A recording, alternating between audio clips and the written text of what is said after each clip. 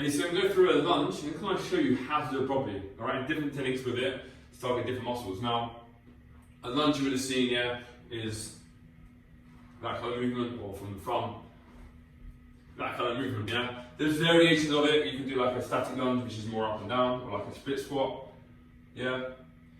We have reverse lunges, obviously. We have, as you would have known, a forward lunge. We have tons of variations, curtsy lunges, lateral lunges. There's different variations of it, but today I'm going to focus on just really this kind of plane of motion here. Yeah, forward, in that kind of plane of motion there, yeah. The sagittal plane. So when we go through a lunge, we want to make sure as we're stepping out, we want to step like a stride and a half apart. So imagine like a normal walking stride is like that, for instance. We'll step just a half on top of that. And that gives us like a good base to lunge from, down and up. Now, depending on your ankle mobility, obviously it depends on, I guess, the depth of your lunge. All right. So as we lunge out, you just see my knee tracks forward. My knee goes forward a little bit, and I stay in this kind of like 90-degree like position here in my back knee there. And my back knee, yeah, this right one here, is underneath my hip. And I push back. You don't have to go always to the floor, all right? I just like doing that because it gives me a reference. It gives me a little bit of feedback, and I know I'm going to the correct depth. Now, once you get also stronger, you can kind of just take it an inch off or a centimetre off the floor. Yeah, but as you can see, as I'm lunging out, I'm not lunging onto my toes. I'm keeping my toes and my heels flat. So the pressure, generally speaking, is on my big toe, my little toe, and my heel as I lunge, and then I drop down, keeping my back in a relatively straight position. Now, if I forward lean a little bit more, I get a little bit more glute work. Yeah, so I get into a forward lean like you've just seen there. That's a little bit more glute. All right. If I stay a bit more upright, it's a little bit more quad. Yeah. There's a few things, like I said, in terms of lunging. Sometimes our ankle mobility isn't great.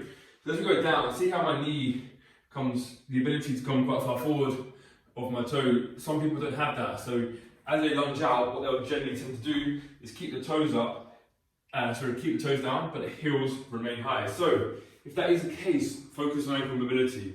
The simple stretches like this, and then leaning forward into it, keeping the heel flat. Yeah, it's a nice one. There's variations. You can roll out, use foam rollers for your calves as well. Just release a little bit of tension. But definitely kind of going into this motion here and pushing me forward and down whilst keeping the heel flat will definitely help with that. All right. If obviously you can't do that, what you can do, you can grab TRXs as well. All right, these are a nice variation, a nice regression of a lunge, and in this position here, it allows us to kind of, I guess, transfer our balance over from our legs to our hands effectively. So as we lunge out, we can use the ring to pull up. This is always like a good basic start if you haven't really done lunges before. Yeah, so we can reverse lunge out. It's a bit difficult to do a forward lunge on knees. So a reverse lunge again is a bit more glutes and hamstring dominant. All right, on that front leg. All right, but we can use the TRX as much as we need to, I guess, to give ourselves a little bit of balance. Now, when we talk about lunges, we can obviously load them up. So you can go into a front rack position, you can put a barbell on your back, you can do like a goblet position. So we have different variations. I would say always get comfortable with the TRX first, alright, so holding on to it, or even if you're just holding on to like something like a wall, something a bit more static. So to start with, it's easier if you put the whatever leg is like moving backwards, that hand touches something or keeps it stable. So I'll use my left hand, my left leg goes back. Yeah, that's a nice regression there. Let's see if you don't have the TRX. Once we get comfortable with those reverse lunges and we have a good stride apart, we're able to maintain a nice upright posture or like a straight back effectively. Yeah, and we have the balance to go down and drive up. We can generally bang out like 3 sets of 10 reps on each side without generally any fatigue to our form. We then can load it with the kettlebell. So if we're going into forward lunge, I always find it's a little bit more tricky in a goblet position for a lot of people. There, and push back. Yeah, so obviously from here, keeping my elbows nice and tight and kettlebell like nice and close to my chest. Again, it doesn't change when I'm lunging out.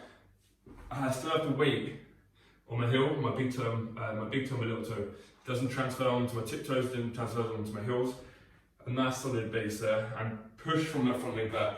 Alright, that back leg, generally speaking, is just more for that balance. Okay? And again, what we can do is into a reverse lunge as well. Same principle. I generally find that reverse lunges are a little bit easier for people to manage because we're not moving the weight. The weight staying static, it's more up and down. The movement rather than forward and back into like a reverse lunge. Alright? But yeah, like I said, on lunges, make sure when you are lunging, is that stride and half apart. So walking stride plus half, that's a good position from there. Then we can kind of keep that heel elevated. Yeah, so you see my back toe there is nice and, I guess, like pointing to the sky. And from there we can drive down and up, keeping that right knee or that back knee underneath the hip. Yeah, and again, the more forward lean we have, not rolling, but the more forward lean we have, the more glute emphasis we're going to get.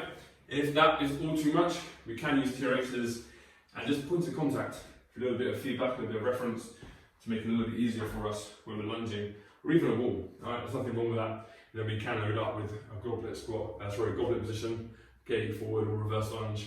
Alright, and then when we get comfortable with that again, 3 sets of 10 with the kettlebell, we can obviously increase the weight. We can go double front rack positions. We have 2 kettlebells or 2 dumbbells. Or we can start playing around with like deficits. So put in our front foot on top of boxes, take a little bit harder to get a little more maybe glute hamstring work, increase the range of motion, make it a little bit more difficult. Alright, hope that helps.